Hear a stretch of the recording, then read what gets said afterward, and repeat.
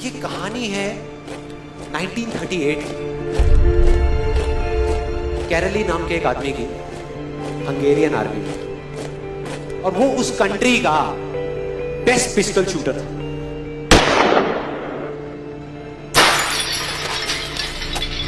जितनी भी national championships हुई थी उस कंट्री में, उसको वो जीत चुका था। और सबको ऑलमोस्ट कंफर्म था कि 1940s में जो ओलंपिक्स होने वाले हैं उसमें गोल्ड मेडल कैरली को ही मिलेगा। और उसने सालों से ट्रेनिंग करी थी। उसका एक ही सपना था, एक ही फोकस था कि मुझे अपने इस हाथ को दुनिया का बेस्ट शूटिंग हैंड बनाना है, बेस्ट बनाना है, बेस्ट बनाना है। और वो कामयाब हो गया, उसने बना लिया बेस्ट शूटिंग हैंड। सिर्फ 2 साल का फर्क था। 1938 में एक आर्मी का ट्रेनिंग कैंप चल रहा था। क्योंकि वो आर्मी में था तो एक एक्सीडेंट हो गया। उसके उसी हाथ में जिससे उसने गोल्ड मेडल जीतना था, उसमें एक हैंड ग्रेनेड फट गया और वो हाथ चला गया। जो उसका सपना था, जो फोकस था, सब खत्म।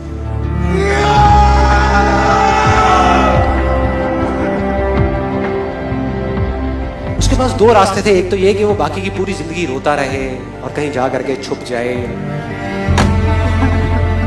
या अपना जो गोल था जिस पे उसने फोकस किया हुआ था उसको पकड़ करके रखे। तो उसने फोकस किया उस पे नहीं जो चला गया था, जो उसके पास नहीं था। उसने फोकस किया उस पे जो उसके पास था।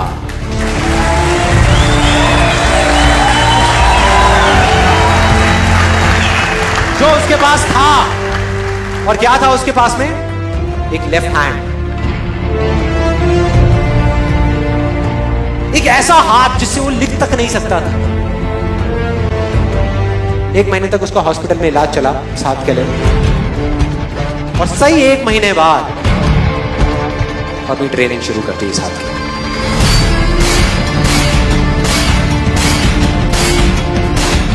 ट्रेनिंग के 1 साल बाद, मतलब कि 1939 में वो वापस आया। नेशनल चैंपियनशिप्स हो रही थी वहीं पे हंगरी में, और बाकी भी बहुत सारे पिस्टल शूटर्स थे वहां पे।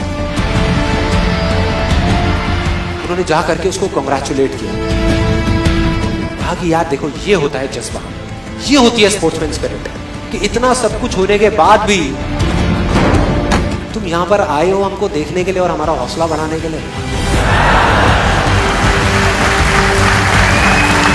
किसी को नहीं पता था कि वो 1 साल से अपनी ट्रेनिंग कर रहा था लेफ्ट हैंड की, और उसने जवाब दिया, मैं यहां पर तुम्हारा हौसला बढ़ाने नहीं आया, तुम्हारे साथ कॉम्पीट करने आया हूं, तुमसे लड़ने आया हूं, तैयार हो जाओ। और कंपटीशन हुआ। बाकी सब वहां पर जितने भी लोग थे वो कॉम्पीट कर रहे थे अपने बेस्ट हैंड से।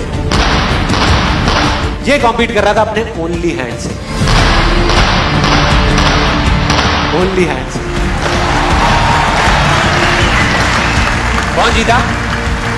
The man with the only hand, कैरली जीत गया। लेकिन वो यहां नहीं रुका। उसका गोल क्लियर था कि मुझे इस हाथ को इस कंट्री का नहीं, इस पूरी दुनिया का बेस्ट शूटिंग हैंड बनाना है।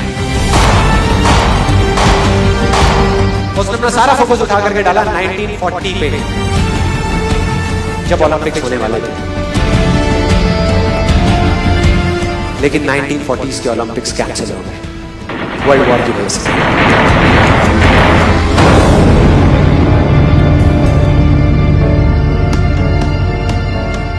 उसने अपना सारा फोकस उठा करके कहां डाल दिया? 1944 में जो ओलंपिक्स होने वाले थे उसके ऊपर।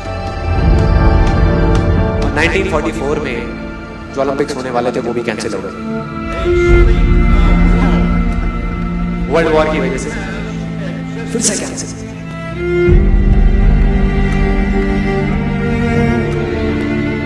उसने अपना सारा फोकस उठा करके डाल दिया 1948 के ओलंपिक्स में। 1938 में उसकी एज थी 28 साल, 1948 में उसकी एज हो चुकी थी 38 इयर्स। और जो यंगर जो प्लेयर्स आते हैं निकल करके, उनसे कॉम्पीट करना मुश्किल होता चला जाता है। लेकिन मुश्किल नाम का ये वर्ड था ही नहीं उसकी डिक्शनरी में। वो गया, पूरे वर्ल्ड के बेस्ट शूटर्स आए हुए थे जो अपने बेस्ट हैंड से कॉम्पीट कर रहे थे, और ये अपने ओनली हैंड से कॉम्पीट कर रहा था। और कौन जीता? The man with the only hand.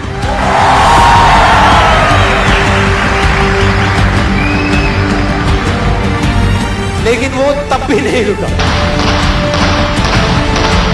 1952 Olympics, दोबारा कॉम्पीट किया उसने, और इस बार गोल्ड मेडल कौन जीता? गैरल ली। 4 साल बाद दोबारा से, और पूरी की पूरी हिस्ट्री को बदल करके रख दिया ओलंपिक्स। इस पर्टिकुलर कंपटीशन में उससे पहले किसी भी एथलीट ने लगातार 2 गोल्ड मेडल्स नहीं जीते।